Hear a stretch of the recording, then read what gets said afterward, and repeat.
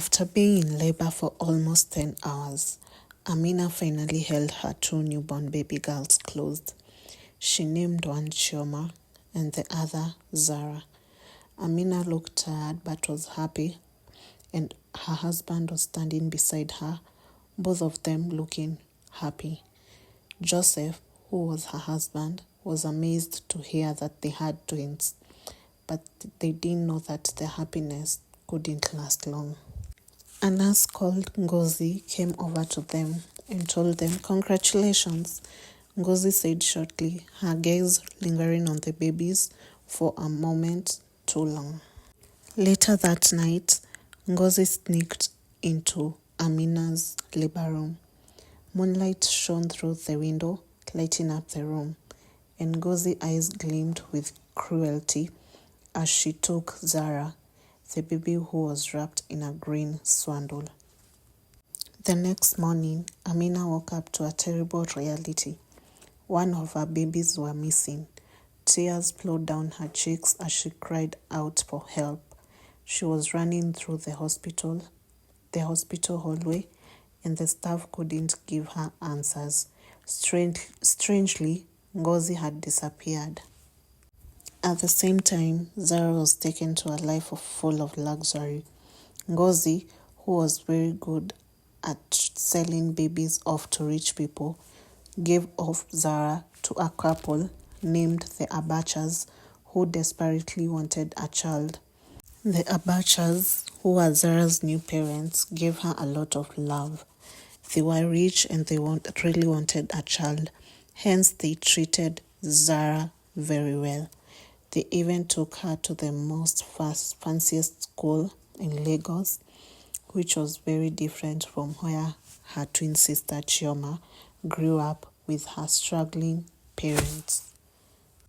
As years passed and they became teens, Chioma, even though her family didn't have much of money, she became smart and a talented woman. She loved learning and reading books whenever she could find them. She used to stay alone in the house and read books, and she was a very smart girl at her school. Meanwhile, Zara got used to the life of luxury. She was very beautiful and the most popular girl at her high school. She even had a girls' school which used to follow her everywhere. Everyone admired her and her parents spoiled her. But deep down, despite all the fancy things she had, she sometimes felt empty and unhappy. One day, a flyer advertising a national science competition came across into Chomia's hands, and she was very happy and she wanted to prove herself. So she went and participated in the competition. Luckily, she became the winner. Chioma won the competition and she caught the eyes of one of the judges, Mr. Akintola. Mr. Akintola was impressed by Chioma's talent and her humble background, so she offered her full scholarship at Parkhurst School, the same school that Zara went to. Chioma was so thankful and happy, and she accepted right away. But when she arrived at Parkhurst, surrounded by a rich kid in their fancy uniform, she felt like she didn't belong there. As she was walking around the school during her first day, she saw Zara with her friends by the fountain. Chioma couldn't believe it. Zara looked almost exactly like her, with the same dark eyes and black hair. It gave Chioma a strange feeling. Was it a coincidence? As time passed, Chioma tried to fit in at Parkhurst.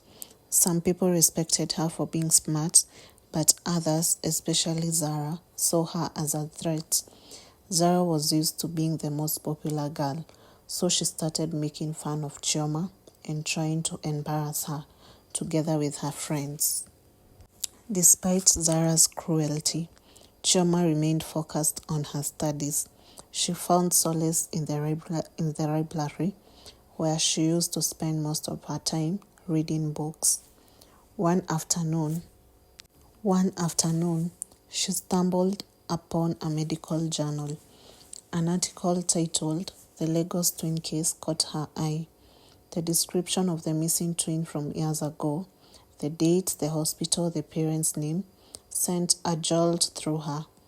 Could it be that Zara is her lost twin sister? That Chioma decided to go home and tell her parents. Amina, Chioma's mother, her face etched with the lines of hardship, listened to Chioma as she stammered, based on the information she read at the library. Joseph, the father, was trembling and he pulled out a worn photograph from a hidden pocket.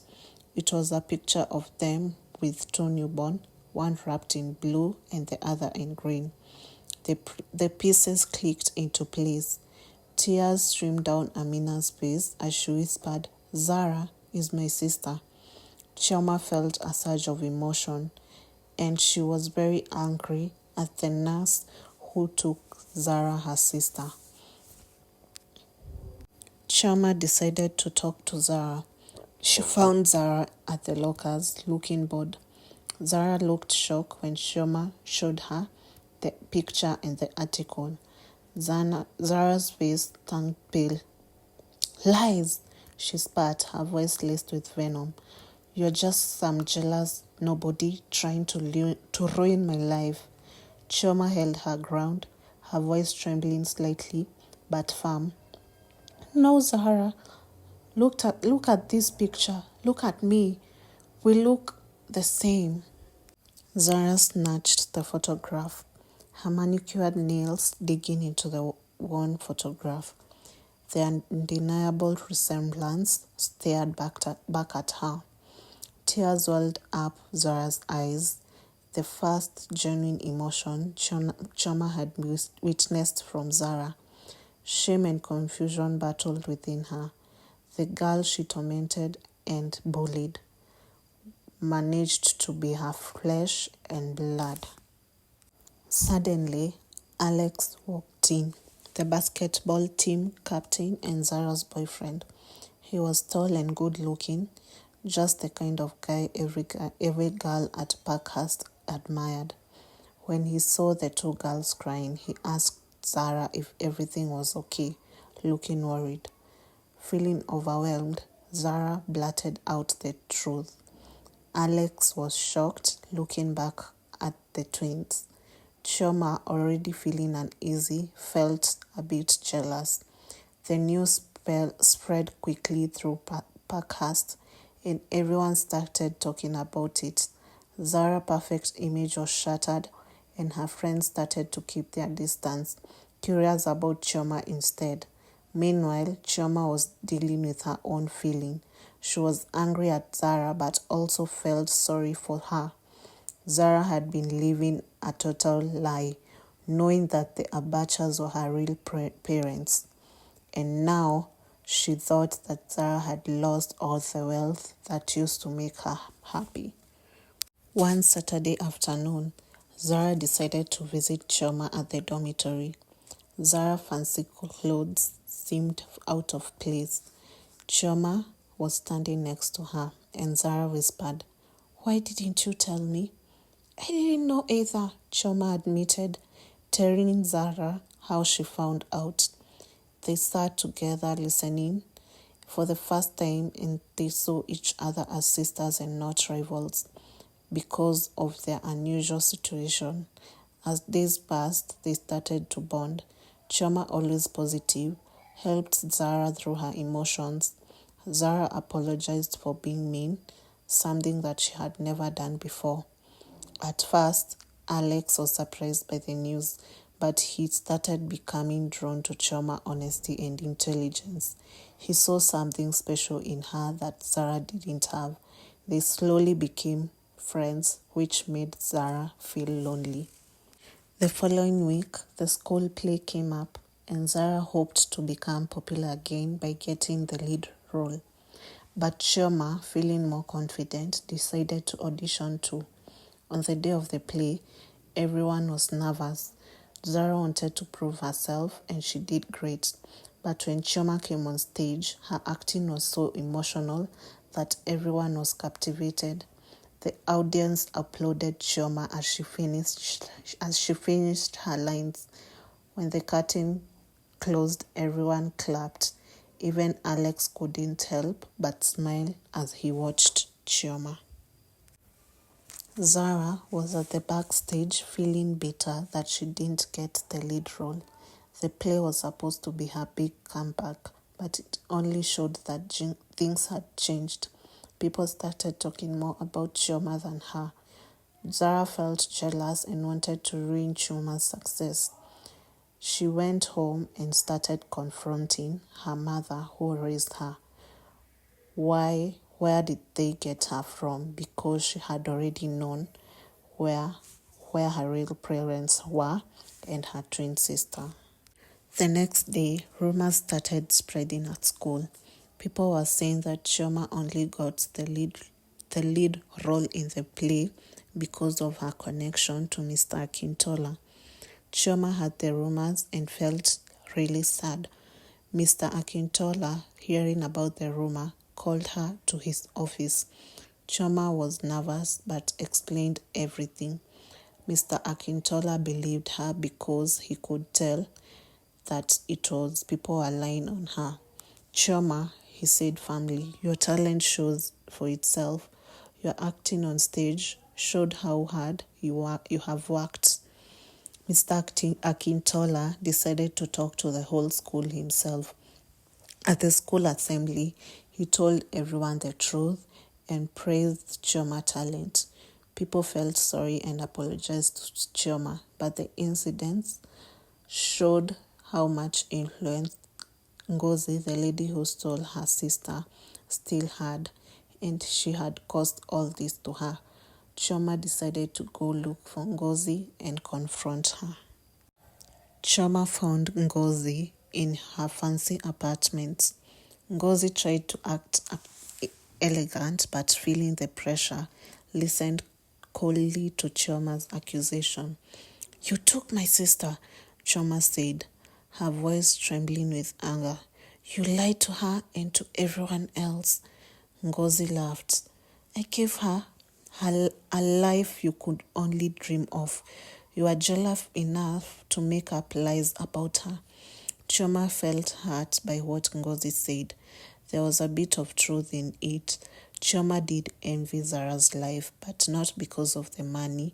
She envied the feeling of belonging to the family that she never had. We both deserve to know the truth, Chioma said, getting more confident. We should have a chance to be sisters and to be raised by our real parents. Ngozi began looking scared at that moment. Meanwhile, Zara was talking to Alex at her bedroom. He asked Alex why he was getting close to Chioma. Alex was tired of the drama and told Zara that he admires Chioma's honesty and humbleness. He also told Zara she was too focused on needing to seek approval from others and being popular and being a bully. Zara realized that he was right, and it shattered her illusion of everything being perfect. In her room, Zara couldn't hold back her sadness. She realized her life had been empty, and she saw through Ngozi's lies. She understood Ngozi was a manipulator who had stolen her past because of her greediness. With a strong desire to make things right, Zara contacted Chioma. She sent her a message asking, "Can we talk?" This was a big moment for Zara. Chioma was okay with that, and they decided to meet at a restaurant in Lagos. I'm sorry, Zara said quietly. I'm sorry for everything. Chioma felt a mix of understanding and anger, but she nodded.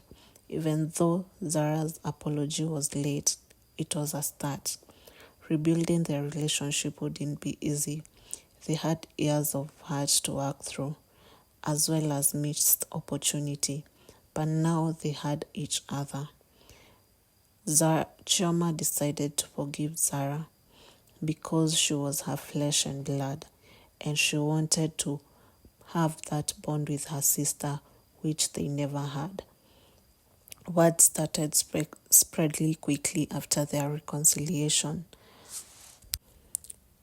Together, they began a new chapter.